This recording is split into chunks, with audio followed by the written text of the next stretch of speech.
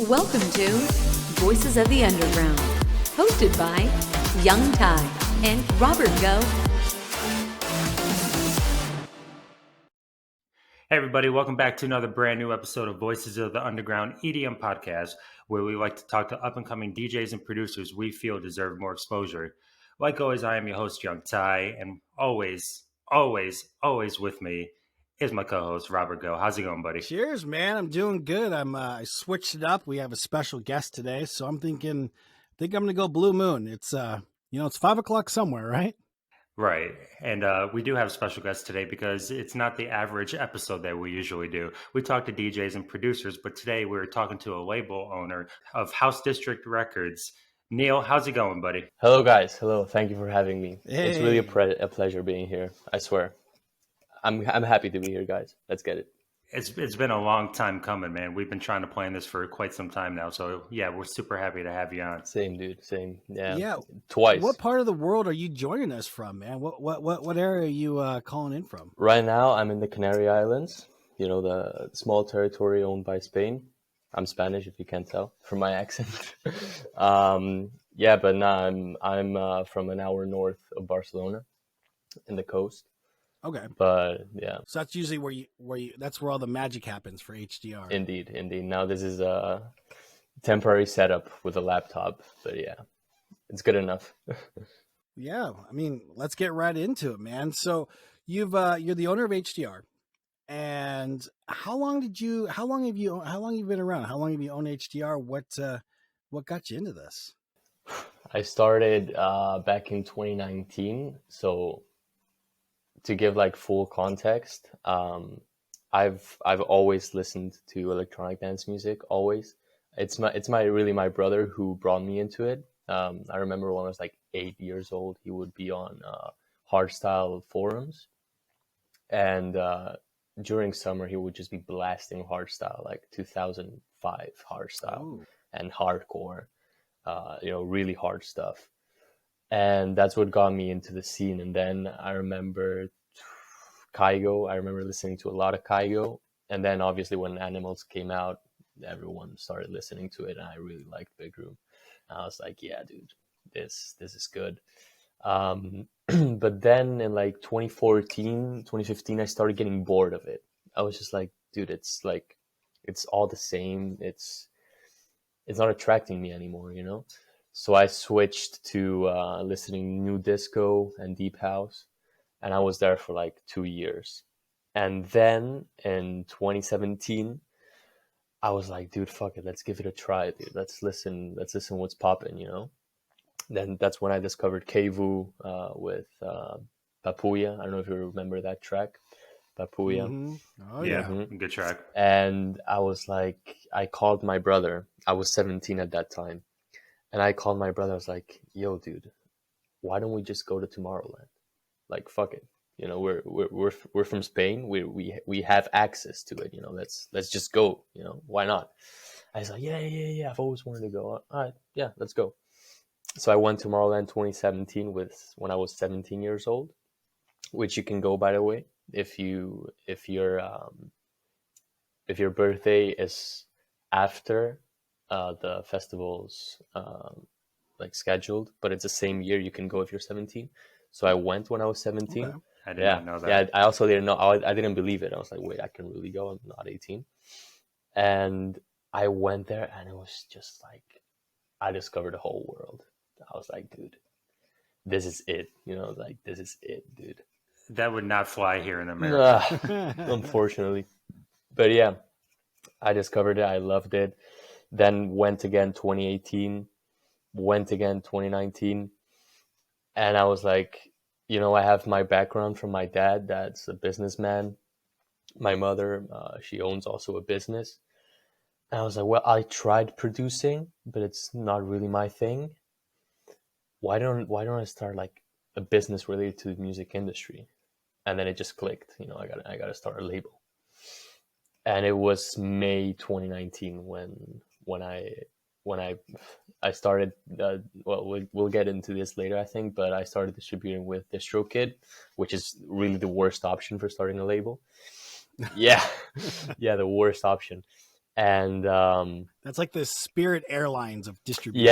yes, it is the Spirit Airlines of distribution. It's so bad. And yeah, that it's just started from there, May 2019. But I started getting serious. I consider I started getting serious early 2020. I think that's when I first heard about you guys as well too. We started connecting a little bit on Instagram and Mm-hmm. Facebook as well. Early 2020, yeah. I started DMing you. I found about your show. I liked it. I was like, this is a good promo opportunity. Why not? Just hit him up. So you start this label. How many guys, is this a solo thing? Do you have guys underneath you when you roll this No. out? Okay, so this is just you. This is just me. And actually, it's funny because I started, it's kind of cringe, but like, I was really into Minecraft back then. And there's this forum that's called MC Market. And I just wrote up a post there. I'm like, nothing to do with Minecraft, like absolutely nothing to do with it. It's like, hey guys, I want to start a record label. Who's up for it? And I meet these guys, and we start a Discord server. These guys know nothing about music. Neither did I. Neither did I. But it's just stupid. I look back at it now, and it's just stupid. It's a bad decision.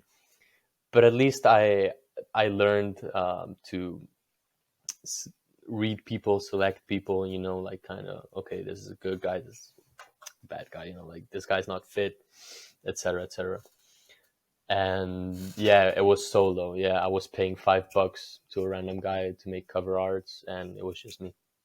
Oh man, let me tell you about a cover art on Fiverr. Shout out to Young Ty on that. Okay. Oh god. So, oh man, we just went through that. I'm not going to get into details, but man, that was a fun night.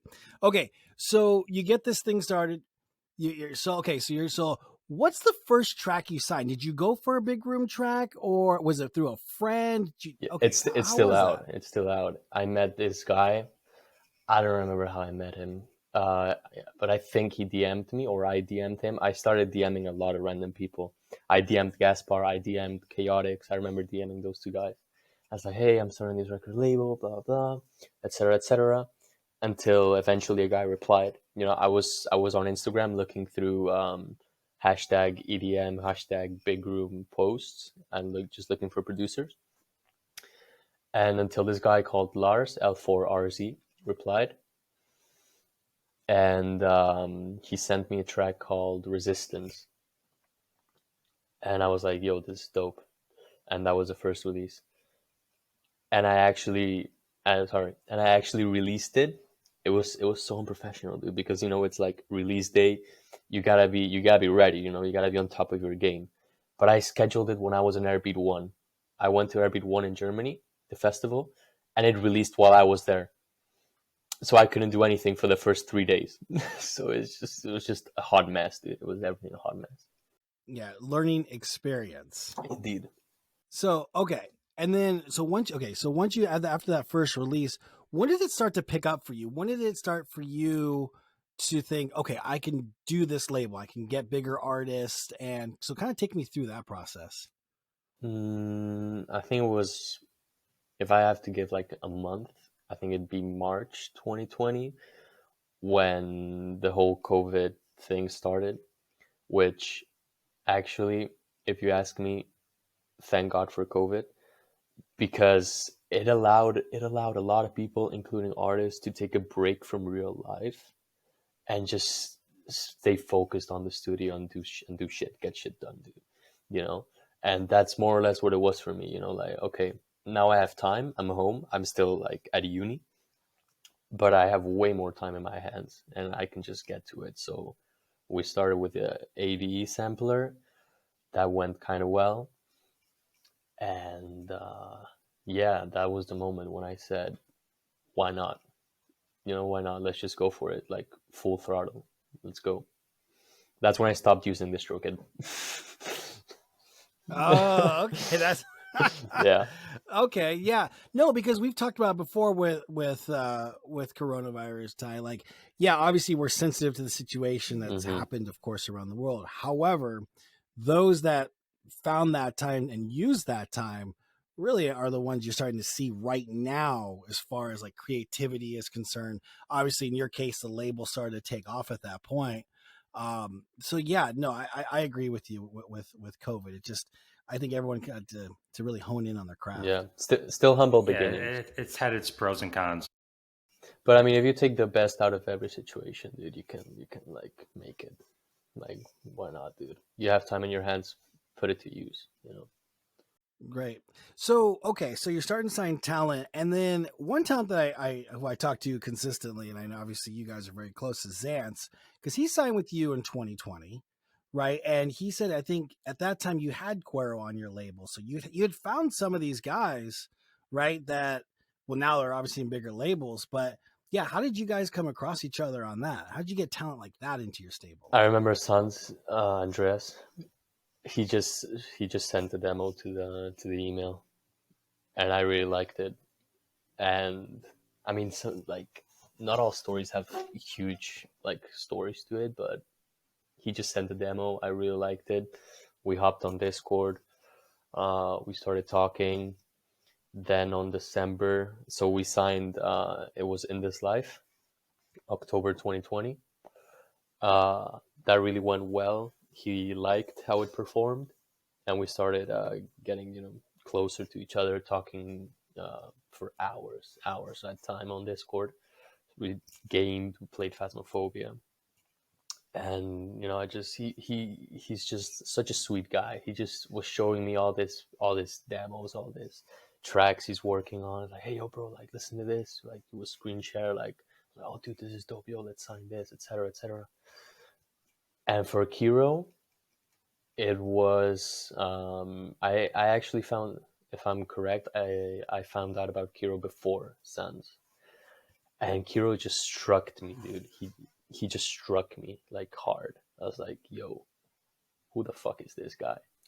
Like, it was August 2020, and it was Dreams, and you could already hear where he was like kind of going. He started doing psytrance, but then he like left it and hopped on the big room / main stage genre.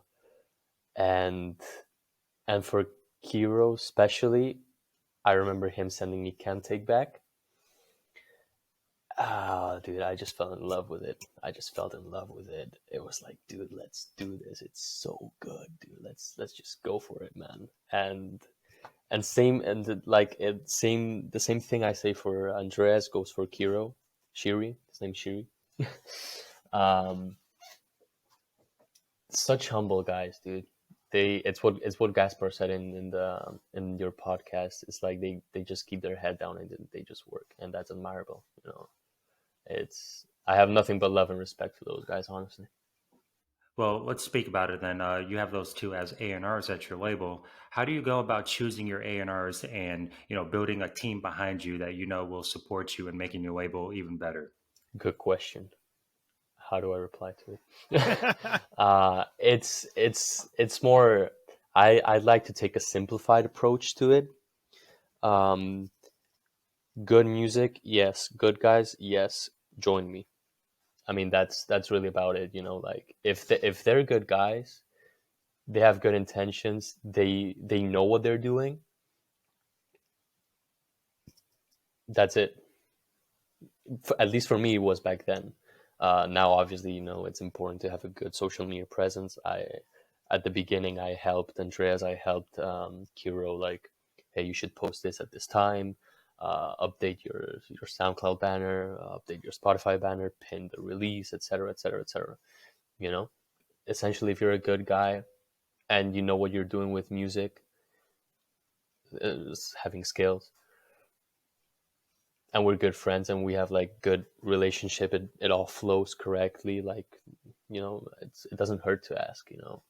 And it kind of happened that I invited one or two A&Rs. I'm not gonna name drop, but like, I invited them, and a week later I was already regretting. It's like, okay, this guy was A when I was talking with him, and now that he joined, he's B.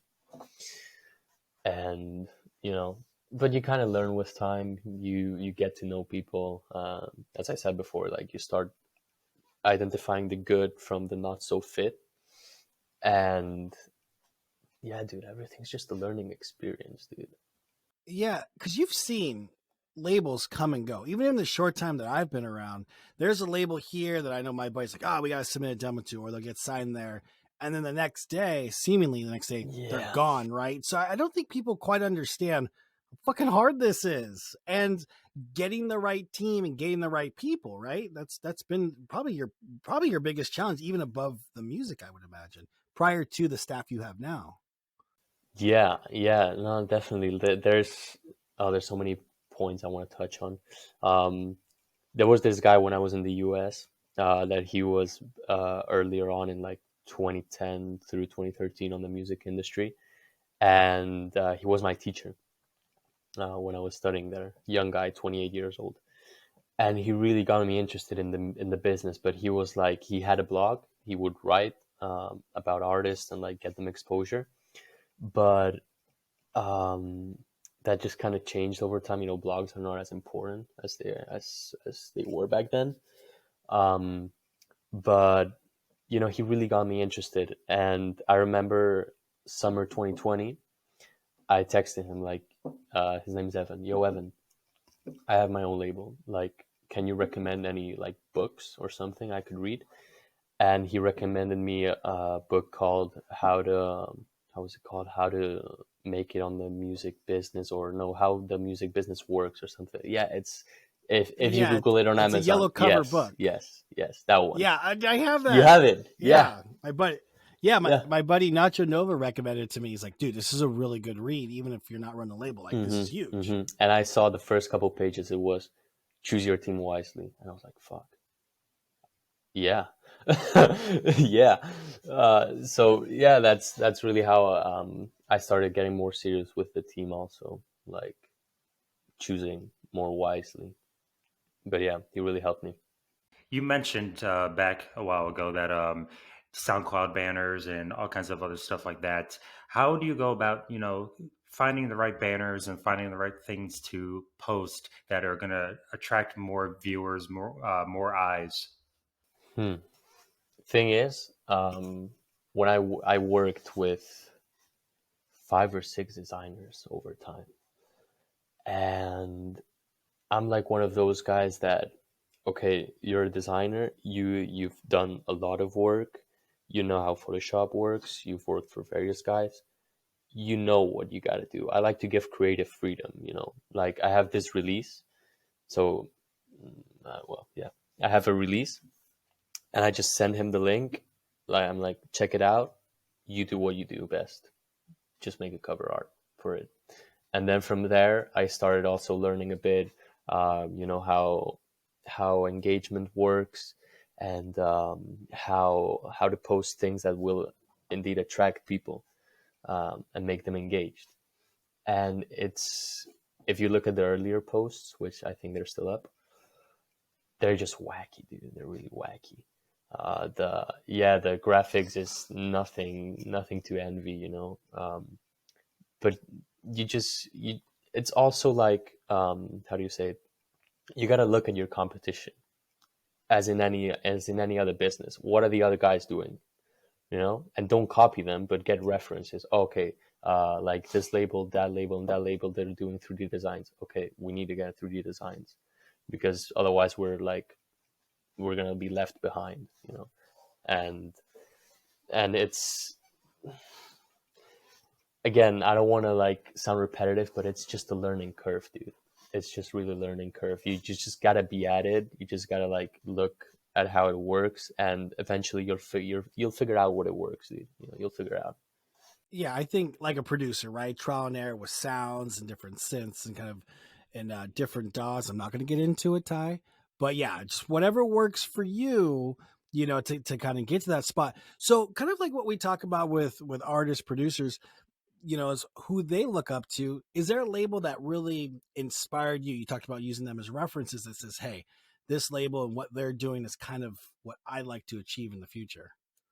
Any specific label? I mean, yeah, I don't want to sound like generic, but of course, Revealed. They're like the best in the business. Yeah, and it's something I'm happy about. but I have probably like 15 plus revealed merch items. It's crazy. It's crazy. I was thinking about joining with the revealed cap that I have back there, but it's gone through hell and back with me, dude. I've taken it to every single festival and it's ruined. It's fucked. It's fucked. Yeah, it's Um, got stories. It's got yeah, stories. yeah. No, but revealed. Also, it's not kind of in the same realm, but spinning, um, hexagon, and the underground labels as well. Like I kind of looked up to Loca and Intensity when with the graphics and all. Like, okay, yeah, these guys are doing this. Okay, that's cool. Let's find a designer. Right, yeah, because you went through a rebranding. I remember Yeah. shortly. I think the latter part of 2021, right? You guys Yeah. did like a logo rebrand. Was Am I correct? in May 2021. Yeah, Okay. the old logo was whack. The old logo was really whack. The guy that did the old logo. The guy that did the old logo was the guy from MC Market. So yeah, that says it all. That says it all. Yeah, nah, it needed a rework. It really needed it, and I'm happy. Actually, Andreas is the guy that connected me with the guy that did the logo right now. He's I think he's a Norwegian designer. Yeah, and then I know your videos this year are. I mean, you guys have really stepped it up. It's pretty insane. I saw the first few releases, and Top notch. it's clean. They're really clean. So that goes to your point, right, about the whole presentation, not of just an artist, but the label to be more attractive for bigger talents. Yeah, yeah. I like to think about it as when I started until the rebranding. That was kind of like the seed phase. Like having a catalog, building a certain amount of following, building just a presence. And because like all these artists starting labels, they already have a stepping stone where they start from. They're an artist, they're known. But me, like I was just a nobody at the beginning. Like where do I start from? And yeah, it just takes time. It just takes time. It's interesting. You talked about artists starting labels. Did you ever dabble in trying to produce or DJ, or did you kind of know right off the rip that you were going to be a label head and on the executive side of things? Yeah, I tried producing. It was sad. Okay. It was sad. Yeah, nah. I was looking at this was 2012, I think 2012, 2013, with the whole animals explosion.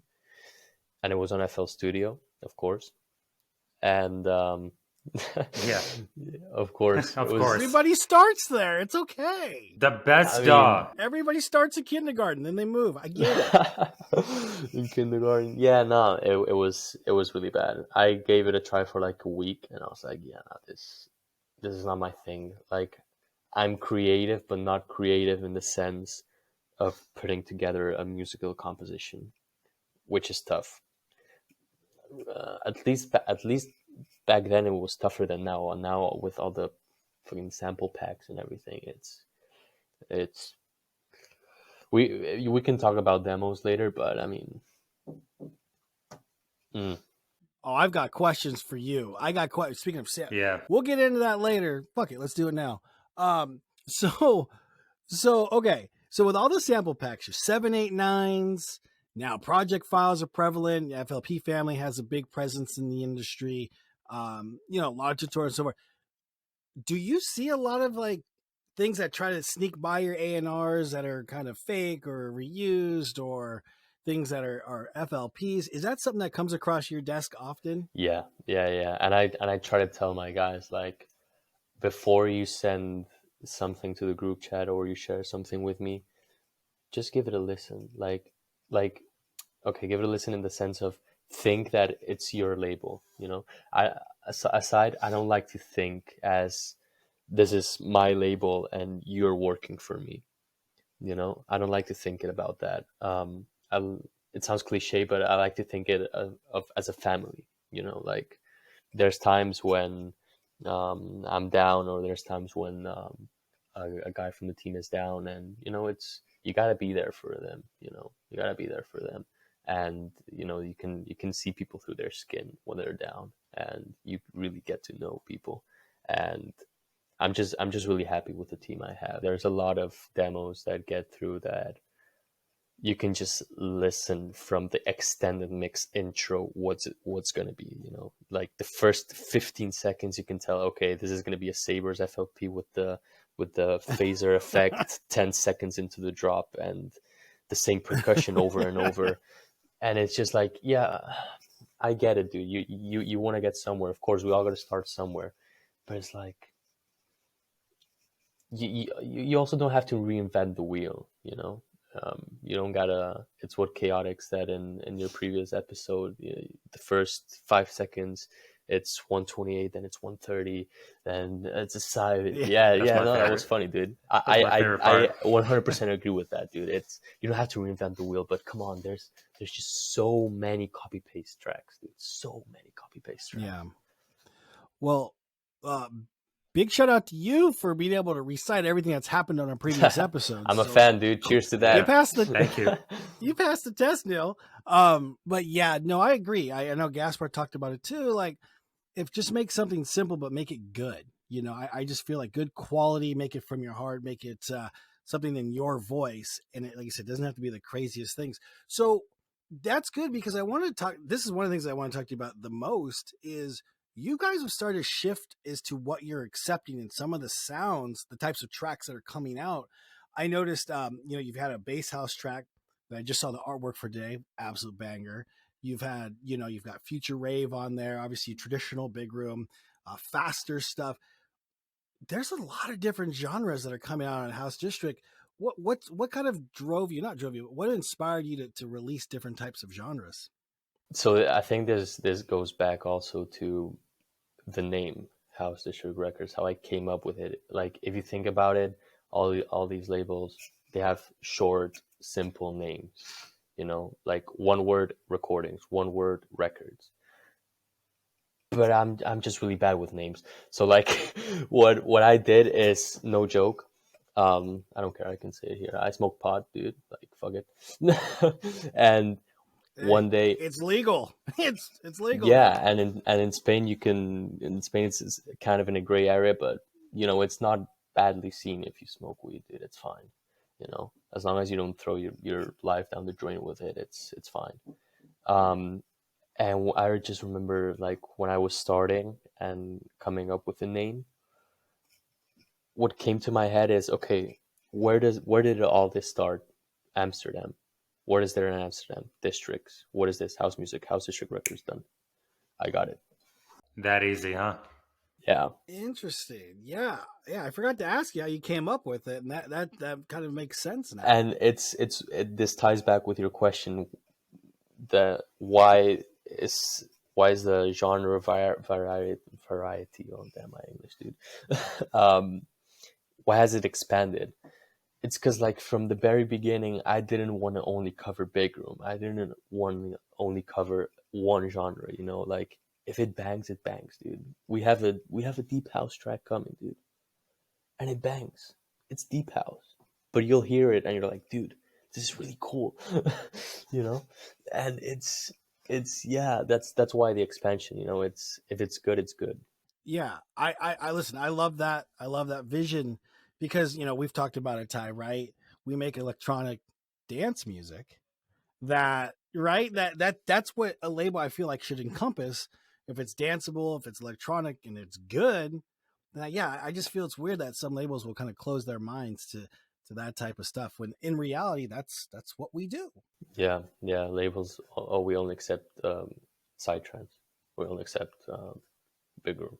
It's like you're closing the door to so many, like, good potential tracks, So yeah, it gets stale after a while. Yeah, and it's something that, from the business perspective, kind of focusing on one genre makes sense because you're being specific.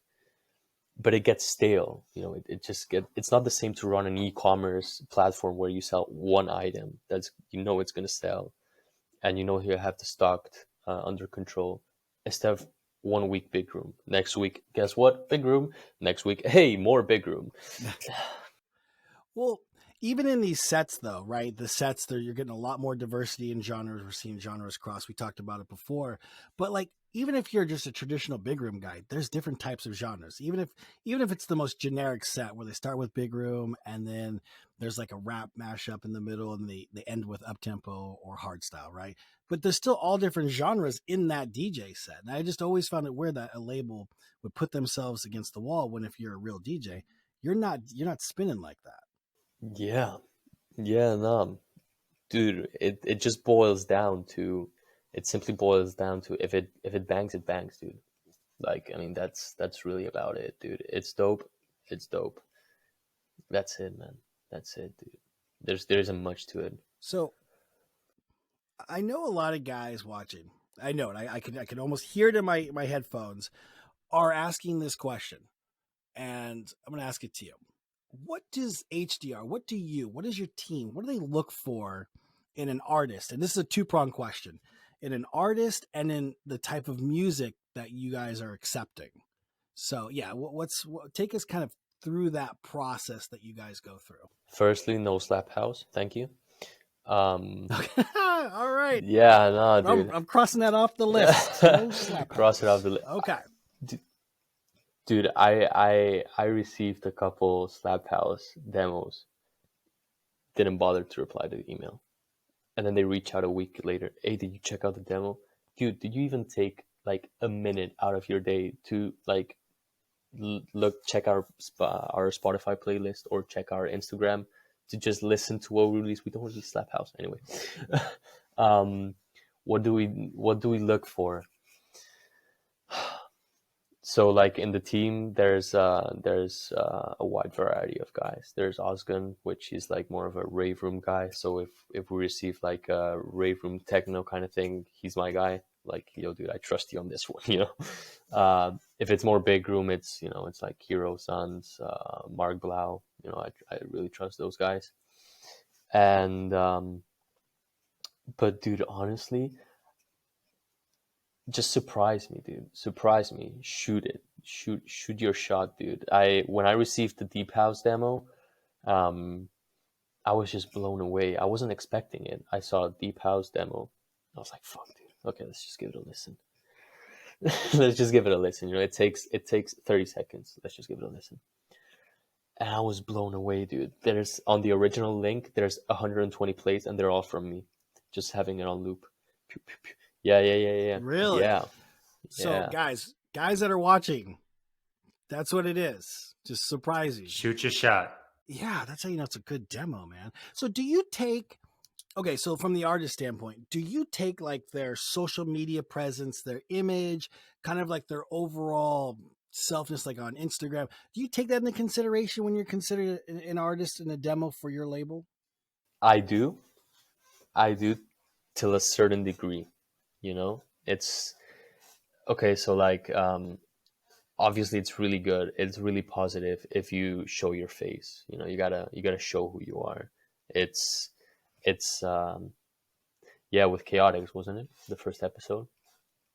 Big fan. I love this. You might. I appreciate it, man. He's asking all the trivia questions. Yeah, dude, I'm getting it. Nah, but it's what he said. Like, if you're a guy behind the logo, who cares about you, right? But if you show your face, you can create that more emotional connection. But aside from that, like, just have, I don't want to say quality, because of course, like, have a good social media presence, like be on Instagram, be on Facebook if possible, be on, maybe have a YouTube channel, SoundCloud obviously, but try to be as clean as possible, because there's some guys that with their Instagram logo is pixelated. They have one post and it's like a screen recorder, like they're, oh, look at this new track I just did on FL, the typical whoa, they're just zooming in and out. Yeah. Banger. Yeah, banger incoming, guys. And I really don't like. Yeah, just show your face, show who you are, be as clean as possible, and be real, dude. Yeah, it's a business. Be professional. Yeah. You want to be taken Mm-hmm. seriously. Mm-hmm. I don't want to put a random guy that doesn't have a good social media presence on my Instagram, you know, per se. Yeah, I just, it's more personable. It's 2022, right? It's 2022. There's so many ways we connect. And I know it's hard for guys. I know it's hard for guys who might be a little more on the introvert side to do that. But I really think if they take that leap of faith, then the label will then take that leap of faith in investing in your track. And because it's a two-way street.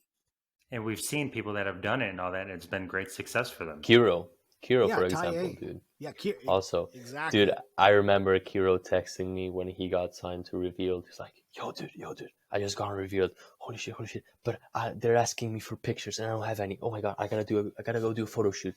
It's like, yeah, dude, go do it. And now that you have these pictures, use them, dude. Like, blast them on your Spotify.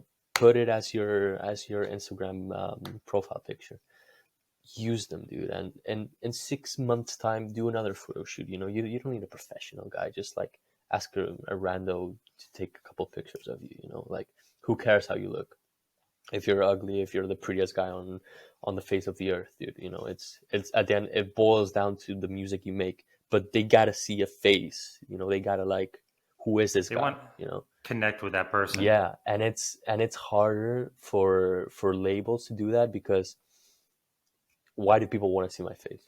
Who cares? I'm a company, you know. I'm just a team behind the logo.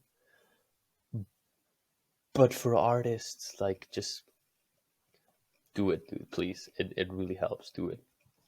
Yeah, it's a bond, right? We're making art. It's a bond. It's a connection. And like, and again, I don't want to downplay how hard it could be for some people, but just take that leap, get out of your comfort zone, and I'm telling you, things are going to change for you. I've been a big proponent. We do it on our Discord. We have guys like, hey, turn your camera, and some guys, you know, subtly start to do that, and then now I know who these people are, is because I develop a relationship, right? It's like we hop in a Discord, say hi, because that's what we do in real life. We say hello when you pass people on the street. So yeah, dude, I think that's wonderful, wonderful advice for people if they're looking to get signed to your label. Just let's have a little more of a presence. To my label or to any More of a label, really. person. You know, just Yeah. like, Yeah, exactly. So okay, so now that we've covered that, I wanted you to ask. I wanted to ask you.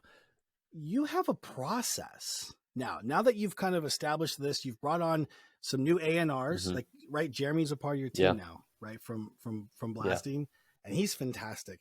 But you have this whole process for artists, and that's what I wanted to shift towards, to where you tell them when to post, when it's good to send demos. Like, you know, it's almost like a schedule, right? To kind of guide them through that process once they sign with you. So you really do kind of this whole start to finish, hearing the demo all the way up through the release date to get these guys on the right path. Yeah, it's a process, and we also have Atris on the team. If there's any progressive house, he's the guy, together with Andreas also. And yeah, dude, it's a process, and he was the guy that pushed me, like, hey, like, we need to like make something for the artists. You know, we want to like look and be as professional as possible. Let's like do a release schedule, you know, where like we can show when we post, because the schedule we give away when we sign a release and we get the cover and everything, it's what we do. But again, it's like a guidance also for artists, like, hey, go to your Instagram analytics, check when your followers are most active, post at that time. Do this, don't do this, don't do this. Share the release on release date. Try not to spam people, but like remind people that there's a release, that you just released music. Please make a post. Don't forget about the post, because some artists forget about posting when they release, and they just post like 3 days later, and it's just like, well, what's the point, dude? Like, what's the fucking point? Right. But yeah. No, but yeah. but see, there's so many questions though, because I talk to guys. We talk to guys, and like, okay, you signed to a label. Now what, right? And I think we've been through it, like, where it's like, okay, like, how far out do I send it to a DJ, right? Like, how do I? So that for me, it speaks volumes about your organization, as far as these guys, like, you're on top of things, so it's really really artist friendly. So it's not just about the release. It's that whole basically 180. And then you guys were doing something, or are you guys doing something about like an artist handbook or something? Did I see something like that on Instagram? Yeah, nah, that's not something we're doing. It we just shared from a guy that supports our releases, and he did free PDF Oh, okay. where artists can like check, Gotcha. yeah, where artists can like check how to send a demo, what to write. But there's good tips in there, dude. Don't write the whole holy Bible. Hey, I'm this guy. I got supported by these guys. It's my dream to sign on this because I want to go here and dude, this demo will blow your mind. And oh, if I didn't tell you, I got supported by these guys. I've gotten those Just, demos. like, just tell me who you are. Paste the link. If it's good, we'll get back to you. Thanks. Yeah, no, that's short and simple. Yeah. Yep. Yeah, because at the end of the day, you gotta remember, you're not the only one. You know, at a point, we were receiving 10 plus demos a day. How can we give any productive feedback? How can we reply to all the email? Like, we simply can't, dude. We can't. Like, if it's good, we'll get back to you. You know, we have a fantastic rating system where we basically how it goes. I don't know. I think you guys wanted to get into this. A guy sends us a demo. It's me and another guy that listens to it. Or if I have doubts, I like send it to Kiro, Sans, Atras, you know, like maybe Oscar if it's Rave from Techno, etc. Hey, is this worth like adding it on the database? Oh yeah, but it needs more. Okay, whatever. Okay, we'll just add it. Then everyone goes in, rates it, and if it's like to a point where we like it, but there's some things like, oh, the climax melody is not there, or the climax or the mixing is also not there. Maybe you're using plugs that are not correctly mastered or mixed. You know, like we get that feedback, and if it gets to a point where it's worth it, we'll give you a feedback. And you know, if you want to work on it, feel free to work on it and send it back. If you don't want to work on it and you're happy with it, sure, we won't take it as it is right now. But it's, if I recall correctly, it's kind of what Gaspar said. Another trivia question. Oh, nice, dude. Yes. Number one fan. Can we hire Number this one guy? fan. Dude. You'll be a third member. It's what Gaspar kind of said. At the end of the day, screw labels. You know, they want to change so many things from tracks. You know, they want to like make it their own, and it's you who has to make the song. But dude, the minor tweaks, you know, it's the little things that matter. And if you have a good team with guys like Hero, let's say all the names, you know, but like those guys are fucking good, man. Like, listen to them, you know. If they say, hey, the mixing here is not good, work, like, just check it, like, work it. I found guys that are like, oh no, it's good as it is. I don't want to work on it. Sure, but not getting here. It's their right, and it's also your right to not accept it. But from my personal experience, and then Ty, you could talk about this too. When I submitted a demo, the feedback was straight to the point. It was very concise, and you could tell it was coming from a producer's standpoint. So I would tell any artist that's submitted, when you're trying to like make the track reach its potential, you want to hear it from somebody who's kind of walked a mile in your shoes, right? And like you said, that to me was my aha moment with HDR. Was like, wow, these are you're getting producer feedback on your track, and like you said, it got my track to its full potential for sure, no doubt. I'm really pumped with your release. Let's just get it out of the way. Oh, dude.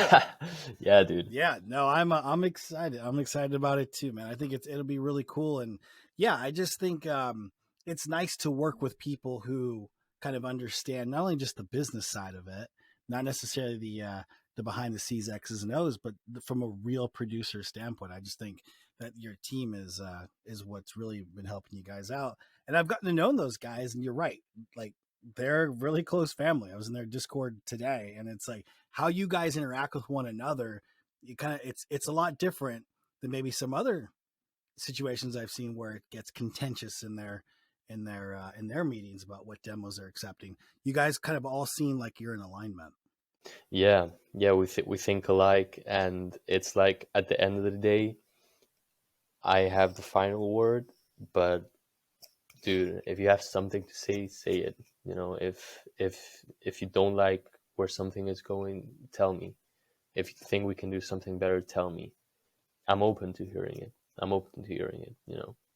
These producers as well too get discouraged when labels do not hit them back and or even give them feedback. So I like that you guys give feedback, and like you said, if they don't want to work on it, then it's not for us right now. But if they do work on it, it could be maybe accepted. So just don't get discouraged and just keep trying, and you'll get Yeah, there one and day. again, it's what I said before. We can't reply to every single demo. Like that would just take hours a day, dude. We can't do that. But realistically, it's better from my point of view, it's better to not get a reply than to get a reply saying not interested. We don't like it. Not for us, you know.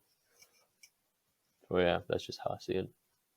Because there's some labels that just reply like that, not interested, not for us. Sent from an iPhone. That's it. Yeah. Yeah. And then, yeah, you guys have started to branch off into a radio show, right? To kind of create some hype around some of the upcoming releases and whatnot. So that's been kind of your whole. Is that like your whole vision going forward, or what do you guys have cooking this year? Well, the radio show thing was an idea that came up with Jeremy. So when I worked with Jeremy on the Stage Soldiers EP, when I worked with Jeremy on the Stage Soldiers EP, I was like, dude, I love this guy. Like, I really like his work ethic. I gotta do something with him. Like, I don't know if it's like I gotta drop HDR and I gotta join Blasting, or he drops Blasting and he joins HDR, or we just both drop the labels and start a new one. But like, I want to do something with him, and that's how it came about with Jeremy. Um, but yeah, fuck, what was the question? No, it's okay. It's okay. No, Jeremy's sick though, dude. I met him in a Kevu group, and he's sick, man. Nice guy, He's nice guy. yeah, and he's the real deal. He knows his stuff. And what I like about Jeremy, and I learned it pretty early on with him, he has real life connections. Like he's a personal guy. He's hung out. He's on the. I always say he's on the streets in Amsterdam, so he kind of knows what's going on out there. I mean, like you said, he hangs with Ollie James. Like he's got for me, he's kind of like a little bit of a celebrity, but he brings a lot to the team, and he knows his stuff from the business side of it. And that's why I felt when he had joined, you guys had joined forces, I thought, okay, that's going to shift some things in the underground scene because you've got two minds that are thinking alike at this point. I just really like how he thinks. Also, like he gets straight to it. If something's gotta get done, he does it. Um, Nah, I just really love that guy. I love that guy. And as you say, he has like real life connections. That's a plus. He's in the streets in Amsterdam, you know. So it all adds up, dude. It all adds up. He's the one that told me, hey, yo, dude, let's change designs. Let's start doing this for real, dude. You know, like for real, for real. So you brought Jeremy on and all that, but did you ever dabble with having another partner attached to HDR at any point in time? Yeah, yeah. It happened with H Student. He was when he joined. I don't know. I think it was late 2020. But you know, he's a good guy, but it just didn't flow with him. He was on the team for like about 6 7 months. But you know, sometimes you don't feel the connection. You know, it's like you gotta force that person to like, hey dude, let's do a call. Hey dude, let's do this, and it's always you pushing. It's always you pushing until the point that you're just tired of it, dude. Just tired of it, and it's like, well, I can't get anywhere with this guy. You know? Yeah, it just wasn't a good fit then, right? Yeah, yeah, Sometimes that exactly. happens. You can't be besties with everyone, dude. You know, it's like there's just people and people, and him and I weren't the best fit, but now he has his own label. I wish him the best of luck. We still work together. So, yeah, good for him. So okay, so what do you? Okay, so what's in the future for HDR? What do you have like that you could share with us? Like, where do you plan to take this record label going forward? Good question. I just like, I don't want to be biased, but if I have these guys in the A&R team, it's because I trust the guys I sign. So for example, David White, I really like that guy. He makes like good music, dude, and I want him to get places. I want him to get places.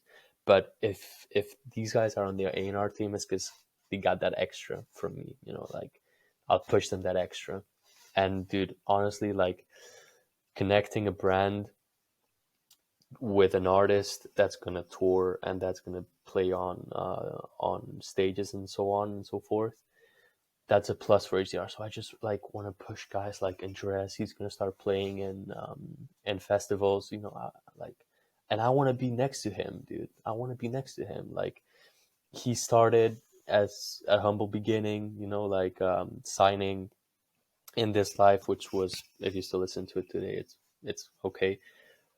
But damn, he just like he's doing so many good music right now. It's unbelievable, and if we can do this journey together, dude, let's do it, So like the future, I'd say 5 years plus, um, just having I don't want to say bigger artists because like if I signed these guys back in the day, it's because they will be big artists.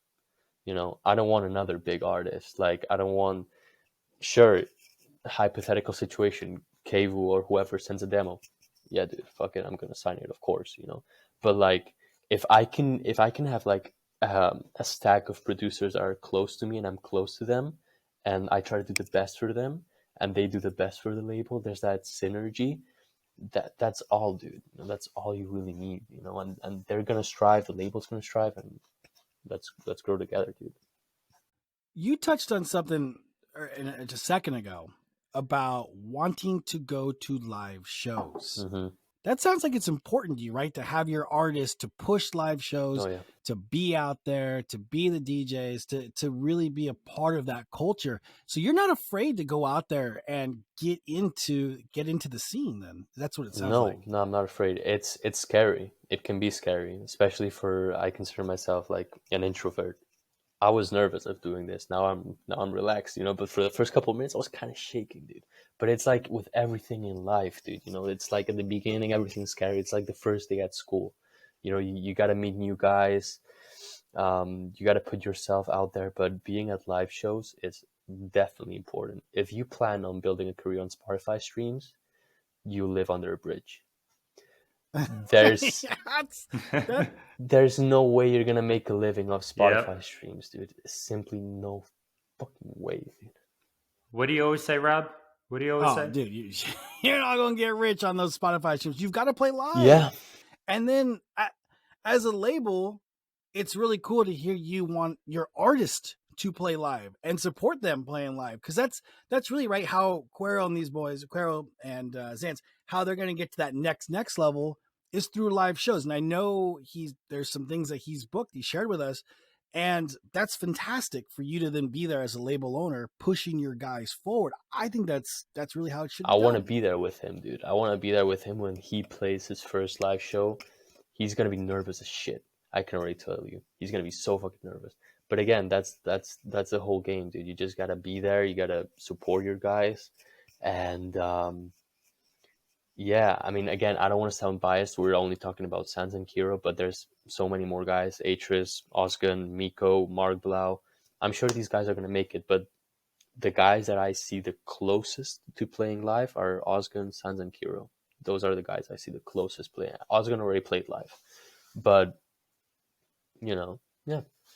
Yeah, let's segue into it and all that. Who do you see coming up in the underground scene that you have your eyes on that you want to That's a good sign or potentially sign? Got me thinking, man. Got me thinking. Because you probably have so many names that really come through. I don't want to sound fucking biased. I'm sounding so fucking biased right now, but I already kind of have them, dude. I'm really happy with my guys. I'm really happy with my guys, dude. If someone knocks on my door, that's really good, and you can see where his sound is going, but he's still getting there.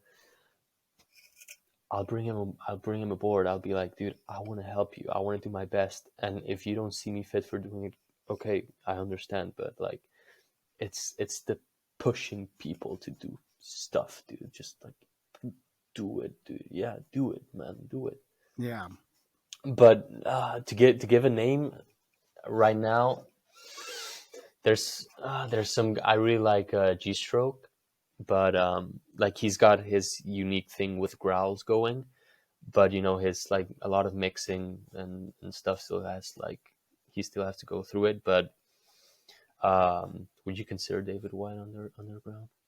Dude, yeah. And look, we're privileged with some information that the general public doesn't have. And I know a couple artists that are obviously close to you are moving on to bigger labels in the near future. So it's like, yeah, they're kind of already fucking there. Yeah, Right? dude. Like we talk about the next big thing. Those guys are they're on the door. They're literally in the They door. they have one foot already on the door, dude. And I mean, dude, again, I sound like a broken record. I don't want to be biased, but like those guys, dude, they're gonna make it, dude. They're gonna fucking make it. I swear. And there's like, I just have my eyes on those guys, dude. Also, Miko, Versi, Mavsi, Akihiro's good. Yeah, Mavsy's sick. I don't even know how to say his name. Mavsi Yeah. GRX. That dude Grooks, always. something like that. Yeah, I have no. I see. Okay, so that's the first time I've heard this. Dude, that guy is the real deal. Like he has a lot of diversity in his sounds. He could spin. Like that guy, he'll do well. I think he's going to do really Achilles well. also. Achilles, he just released on Spinning. But yeah, dude, it's what you said. They already have one foot through the door, and I just fully believe on those guys. If those guys for some reason don't make it, HDR is not making it.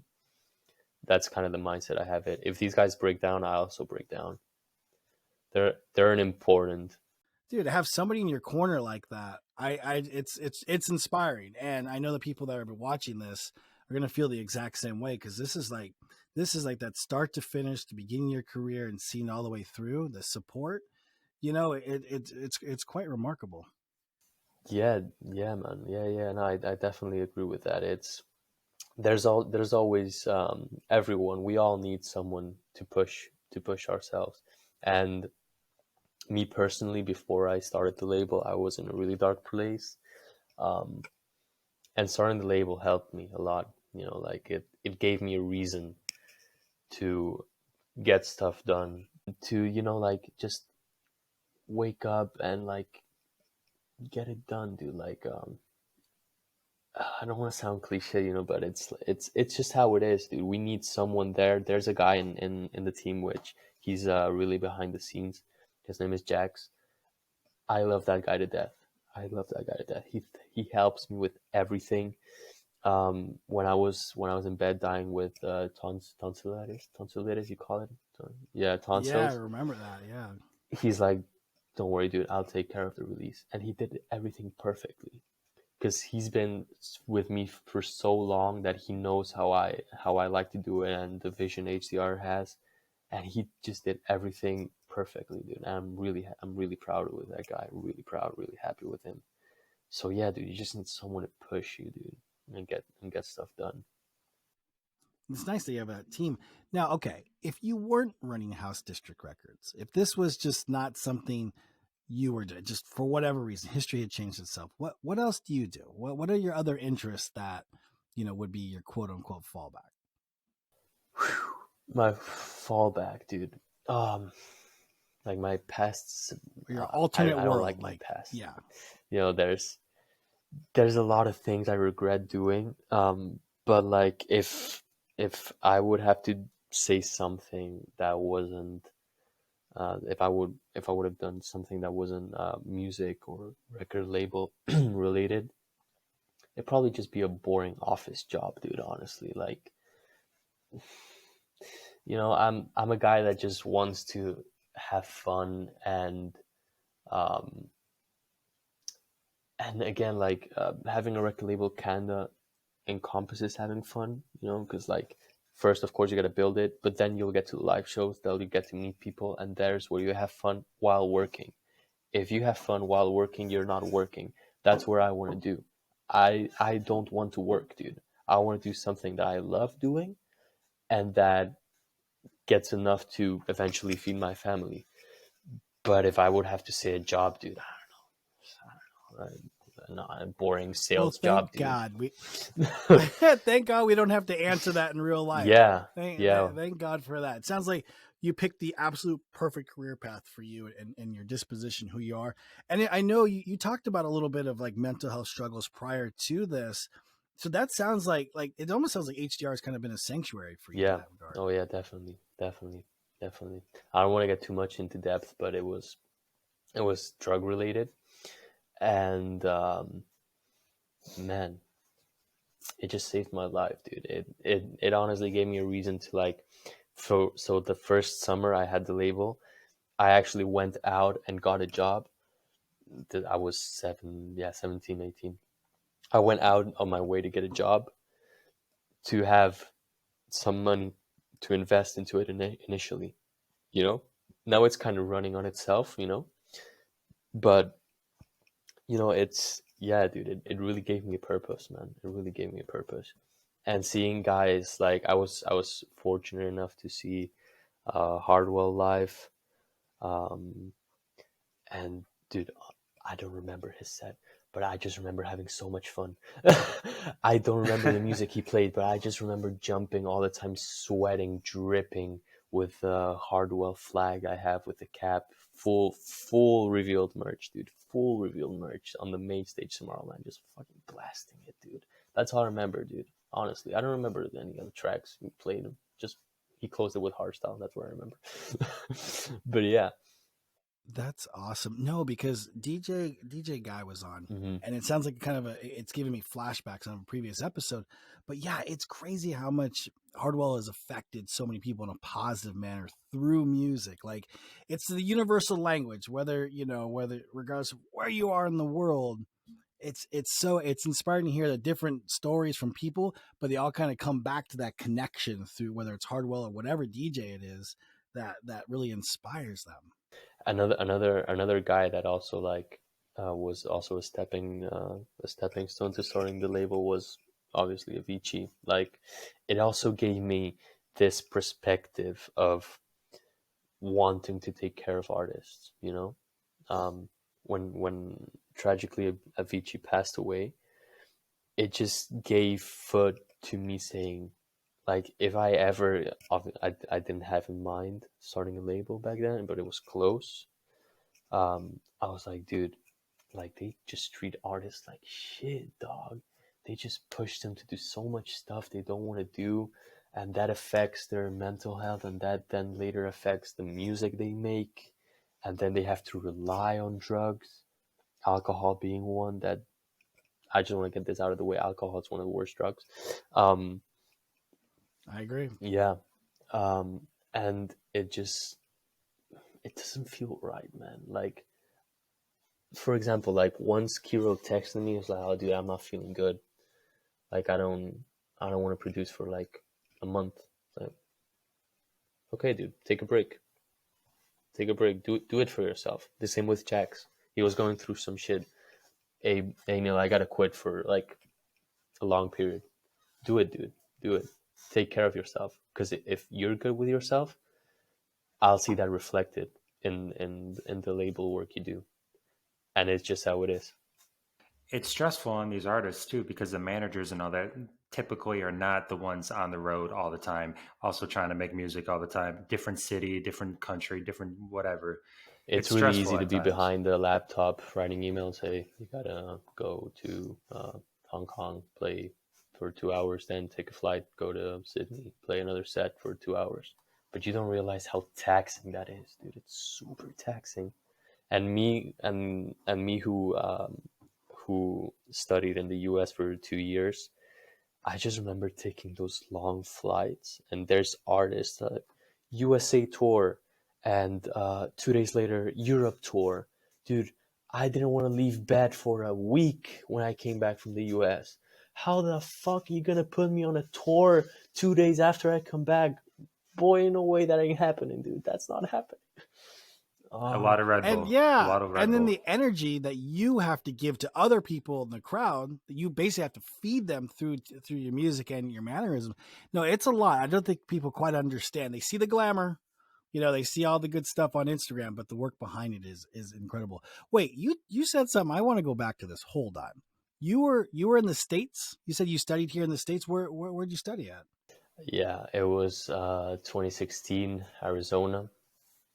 I was a boarding school. I was there for 2 years, 2016 through 2018, and yeah, I was just tired of the Spanish education system. I didn't like it, and I saw the American one as more lax, but also in the sense of like, I want this as an experience, dude. Who doesn't want to study in the U.S.? Who doesn't want to like have that American dream? Like, it's cool, dude. Fuck it. I just told my parents, hey, yo, I want to go there. Fuck it, let's go. And they said, yeah. Yeah. No, that's sick. Listen, no offense to the good folks of Arizona, and we know an artist, Franny J, but how the fuck did you end up in Arizona? Of all the beautiful states, you've got California, New York, Florida. How did we end up in northern Arizona? I don't want to insult my friends from California, Rob, but that's overrated. It's overrated, I'm wearing dude. it. It's overrated, Oh man. It's no! overrated. When I saw the pictures of the ranch, and it was a ranch, dude. It was like an hour away north of Phoenix in Mayer. If Franny J is seeing this, he'll Google it. Mayer, Arizona, dude. That's remote as fuck. We didn't have 4G service. We didn't have LTE. It was just reliant on Wi-Fi, but it was so gratifying. It was you with the desert, dude. 40 degrees at 1 p.m., minus 10 degrees Celsius at midnight, dude. I loved it, dude. I loved it. It was hard for me to go at first, dude. I didn't want to go because, of course, a guy from Spain, especially me, an introvert who like barely left home. How am I gonna be in the U.S. for 4 months straight, August through December? It was hard. It was tough at the beginning, but you just get used to it, and you just meet so many new people, and that helped me a lot, becoming more of an extrovert person. I became more open and more open to creating connections. Thankfully, there's where I met the guy Evan that introduced me. It's like it's all a process, dude. It's like written. It's written in the stars, dude. Yeah. Yeah, you got out of your comfort zone. Like literally, we've been talking for a little bit over an hour, and that's one of my biggest takeaways. And one of the most interesting things I find about you, Neil, is like you've gotten out of your comfort zone. You've thought about, hey, I want to do this, and you do it. I have a lot of respect for that. I think it's really cool. And I'm guilty of probably being a little too comfortable at times, but yeah, when you get a comfort zone, I think that what you get out of that is remarkable. We all are, dude. Who doesn't want to be comfortable at all? I'm the first guy that now when I go back home, I'll just sit in my lab in my studio, home studio, for like a week without leaving, you know. And but again, it's like a small town. There isn't much to do, you know. But if you're from a city or you have options to do stuff, just do it, dude. Just like do it. You won't regret it. It seems hard at first, and it ties back into the showing your face thing, you know. It's worth it. It's worth it. Just do it. Trust me. Trust me, bro. Yeah, I'm with you, man. I agree. So, Rob, on our Discord and on Instagram, we asked people to send us some questions for Neil here. So, what do we have to ask him? Oh, we got a good one. We got a good one. I'm not going to tell you who this is because something tells me when I ask it, you're already going to know. But just one question for Neil. How do you feel about the Bangertown vocals? That's me, dude. Dude, oh, I remember this like it was yesterday. I was like, Kiro, we got to do something together. I want to be on the credits of a Kiro track. That's my dream right now. I want to be on the credits of a Kiro track. What can I do? Oh, you can record a pre-drop vocal or something. Oh, okay, yeah, dude, let's do it. And the whole Bangertown idea comes from like when I first discovered Kiro Dreams. banger. Can't Take Back, banger. With You, banger. This guy lives in Banger Town, dude. I swear to God. So it just clicked. It just clicked. Banger Town, dude. That's a perfect pre-drop vocal, and I just recorded it on my Samsung, um, a voice message. It was just like 1, 2, Banger Town, done. Yeah, that I was had me, no dude. Neither idea. did I, Yeah. man. Yeah, it's really dope. Let's see. I love That's it. awesome. That is one way. That is one way to be be credited on a track. Okay. The next question is: would you guys make a sample pack, like like an HDR sample pack? We have the Synergy sample pack, 2 volumes, but this is a big but with sample packs. Is that at the end it ties back to what we talked before with the whole demos being kind of all like there's so many sounds you can use that at the end of the day, if we put another sample pack together, it'll just be the same sounds over and over. Like, in my opinion, there something would have to change, or we would have to wildly change in genres we release to like make another sample pack. I don't see myself doing another sample pack. You can download the Synergy sample pack 1, volume 2, 1 and volume 2, but that's that, dude. I don't see myself doing another one, honestly, anytime soon. That makes sense, especially since you already have 2 out, so that's good. That's still up. Okay, next one from our legend here: does more bass equal good? Is this a serious question? Is this a serious question? It is. I'm reading it right here from our It was on my from Instagram. our responses. Yeah, bass equals good. Yeah, loud equals good also. If your ears bleed, it's good. Nah. Yeah, we are pushing the loudness wars. No, I mean, if it's a bass house track, I don't know. Why am I trying to reply this seriously? It's not a serious question, dude. I don't know why I'm even trying to reply this seriously. What now? What is your goal for yourself for this year in 2022? My goal. I'm happy where I'm at right now. Like, you gotta separate personal life from work. But I think that if the label succeeds, I would be so much happier, dude. Like, before, and this also ties back to the God bless COVID, dude.